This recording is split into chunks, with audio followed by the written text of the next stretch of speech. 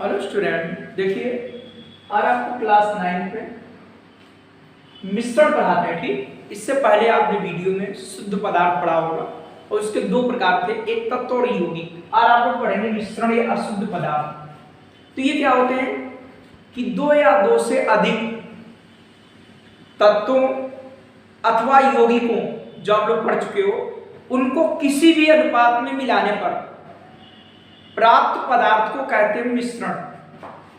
यहां पर लिखेंगे दो या दो से अधिक तत्वों अथवा यौगिकों को किसी भी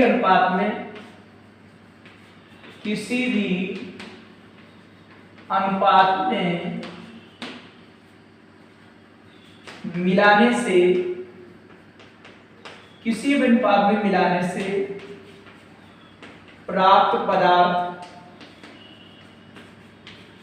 को मिश्रण कहते हैं।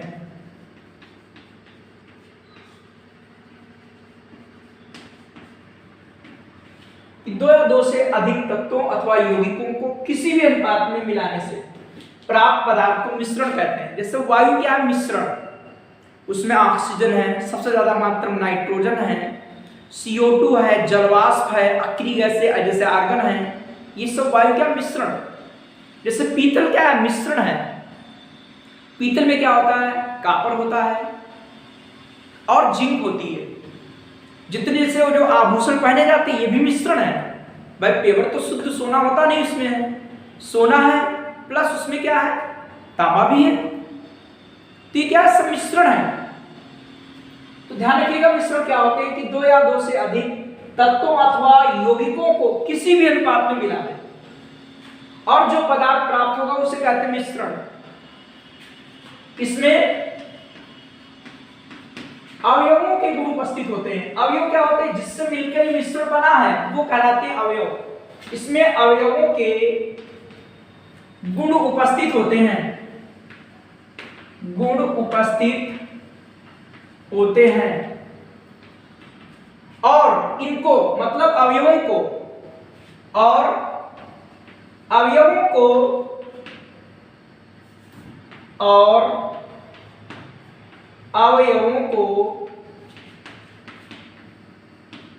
भौतिक विधियों द्वारा अलग कर सकते हो। ठीक, भौतिक विधियों द्वारा अलग किया जा सकता है, अलग किया जा सकता है।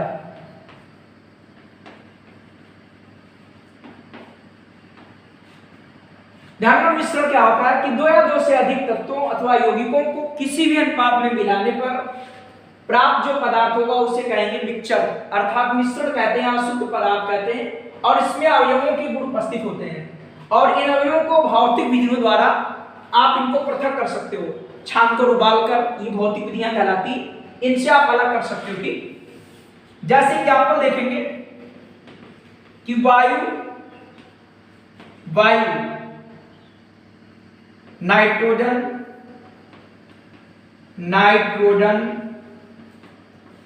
ऑक्सीजन कार्बन डाइऑक्साइड CO2 व जल वाष्प आदि का मिश्रण है। जैसे एग्जांपल एक हो गया, वायु क्या है? नाइट्रोजन ऑक्सीजन कार्बन डाइऑक्साइड जलवाष्प आदि का मिश्रण है। दूसरा क्या है? पीतल क्या है? कॉपर आपका Cu व जिंक ये जड़न का मिश्रण है। ठीक है, जितने भी आभूषण है वो क्या है? सब मिश्रण है, क्योंकि दो या दो से अधिक पदार्थों से मिलाकर ही बनाए गए हैं। ठीक, तो सभी को परिभाषा समझ आ गई होगी कि मिक्सचर क्या होता है।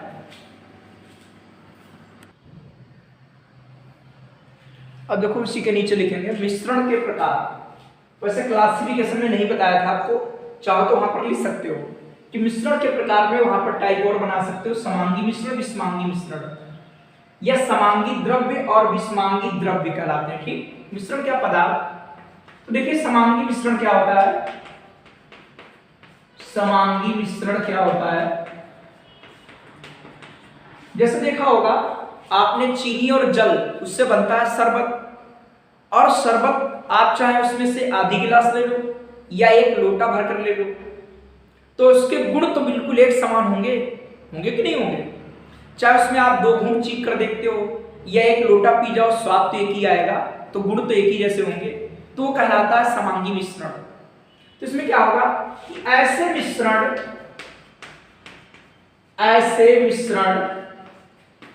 जिसके प्रत्येक भाग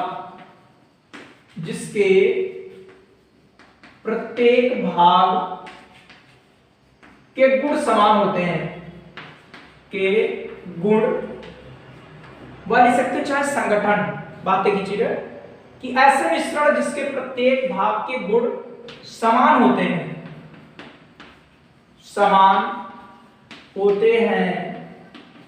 समांगी मिश्रण कहलाते हैं, समांगी मिश्रण कहलाते हैं,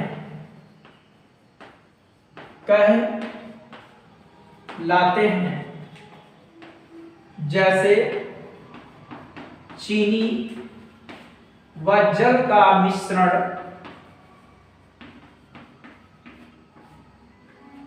चीनी व जल का मिश्रण, एल्कोहल व जल का मिश्रण, एल्कोहल वही आपका एल्कोहल दारू व जल का मिश्रण, एल्कोहल व जल का मिश्रण, ये सब आपके आपके कैसे समांगी मिश्रण है। ठीक, अब दूसरा आएगा विषमांगी मिश्रण। विषमांगी मिश्रण, इसमें क्या होगा, ऐसे मिश्रण जिसके प्रत्येक भाग के गुण समान नहीं होते हैं, वो कहलाएंगे विषमांगी मिश्रण, या इनका संगठन एक समान होता है, इनका संगठन समान नहीं होता है। जैसे रेत मतलब बालू और लोहा, लोहे में बालू मिला दो, वो तो विषमांगी मिश्रण है। बात सबको क्लियर हो रही है कि नहीं। या तेल में पानी मिला दो, ये भी एक विषमांगी मिश्रण है।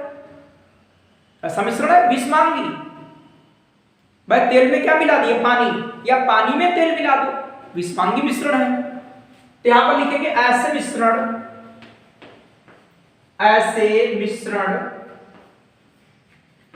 जिसके प्रत्येक भाग के गुण समान नहीं होते हैं, समान नहीं होते हैं।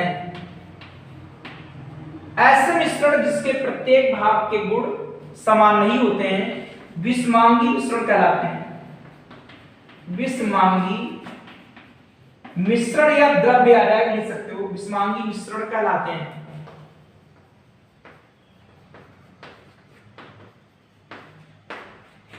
जैसे एग्जांपल है रेत वही बालू व लोहे का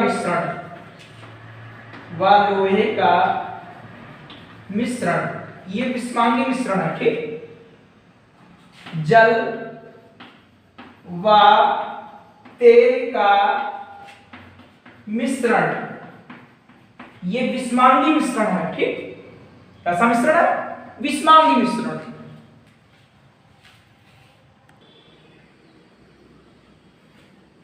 देखो अब आप लोग लिखेंगे यौगिक और मिश्रण में अंतर।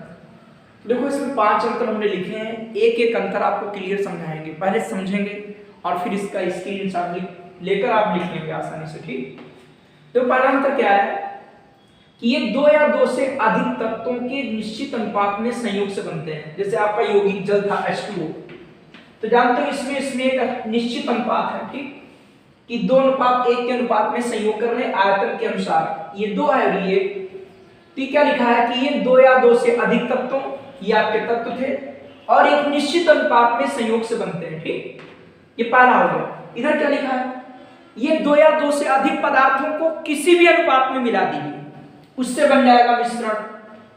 किसी भी अनुपात में मिलाने से मिश्रण हमारा बनता है। अगला दूसरा है कि यौगिक से इसके अवयवों को भौतिक विधियां कैसी, जैसे फिल्टर मतलब छानना, वाष्पन आदि द्वारा पृथक नहीं किया जा सकता है। जैसे इसके आपके कौन H और O है। ठीक, तो जो हाइड्रोजन और ऑक्सीजन है इनको कोई भी भौतिक विधियों से अलग नहीं कर सकते हो, छान कर, ठीक है, छान कर वाष्पित करके इसको अलग नहीं कर सकते हो। रासायनिक विधियों से तो अलग कर सकते हो, लेकिन भौतिक विधियों द्वारा इनको पृथक नहीं कर सकते हो। तो दूसरा नंबर लिखा है कि यौगिक से इसके अवयवों को भौतिक रीतियों जैसे फिल्टरन, वाष्पन आदि द्वारा पृथक नहीं किया जा सकता है, जबकि मिश्रण को भौतिक विधियों या रीतियों द्वारा पृथक किया जा सकता है मिश्रण को। ठीक, अगला क्या है कि यौगिक का संगठन निश्चित होता है। भाई जो यौगिक आपका बनता है इसका संगठन जो है निश्चित है कि 2:1 अनुपात, ये आयतन के अनुसार इतना होगा तभी जल बनेगा H2O। और मिश्रण का संगठन कोई निश्चित नहीं होता है, ये परिवर्तनशील होता है। कैसा होता है, परिवर्तनशील, इसका अनुपात कोई निश्चित नहीं होता है इसमें। अगला नंबर, यौगिक का एक निश्चित गलनांक और क्वथनांक, इनके बॉइलिंग पॉइंट और मेल्टिंग पॉइंट अर्थात इनके गलनांक क्वथनांक निश्चित। जैसे जल का गलनांक कितना है 0 डिग्री सेल्सियस, वही हिमांक, और जो आपका जल का बॉइलिंग पॉइंट कितना, क्वथनांक, वो 100 डिग्री सेल्सियस है। इसका गलनांक जो है वो हिमांक के बराबर 0 डिग्री सेल्सियस, और जो जल का क्वथनांक है वो कितना है 100 डिग्री सेल्सियस है। ये जल का क्वथनांक, तो देखो ये निश्चित है कि यौगिक का एक निश्चित गलनांक व क्वथनांक होता है, लेकिन मिश्रण का गलनांक क्वथनांक निश्चित होता नहीं है, क्योंकि मालूम ही नहीं है कौन पदार्थ कितनी मात्रा में मिलाया गया, इसीलिए इनके गलनांक क्वथनांक निश्चित नहीं होते हैं। ये आपका चौथा अंतर हो गया। ठीक, कि इनके गलनांक व क्वथनांक निश्चित नहीं होते हैं। अगला नंबर कि यौगिक के जो गुणधर्म होते हैं इसके अवयवी पदार्थों से भिन्न होते हैं। भाई जो जल के गुण आएंगे, जल के, वो हाइड्रोजन ऑक्सीजन से भिन्न होंगे, लेकिन इसमें ऐसा होता नहीं है। मिश्रण में इसके अवयवी पदार्थों के गुण उपस्थित होते या होते हैं। ठीक, वही लिखा, मिश्रण में इसके अवयवी पदार्थों के गुणधर्म उपस्थित होते हैं, उपस्थित और जोड़ देंगे। तो इस तरीके से आपको पांचों पॉइंट क्लियर हो गए होंगे और इनको आप आसानी से लिख लोगे और याद भी हो जाएंगे बहुत सरलता से। लेकिन आपको जब भी याद होंगे जब आप अपने माइंड में कोई एक एग्जाम्पल रखोगे। ठीक, और जब आपके माइंड में एग्जाम्पल रहेंगे तो आपको यौगिक और मिश्रण में अंतर आप आसानी से याद भी कर लोगे और परमानेंट आपको याद भी रहेंगे। ठीक, इसके आगे आपको अगले वीडियो में पढ़ाया जाएगा।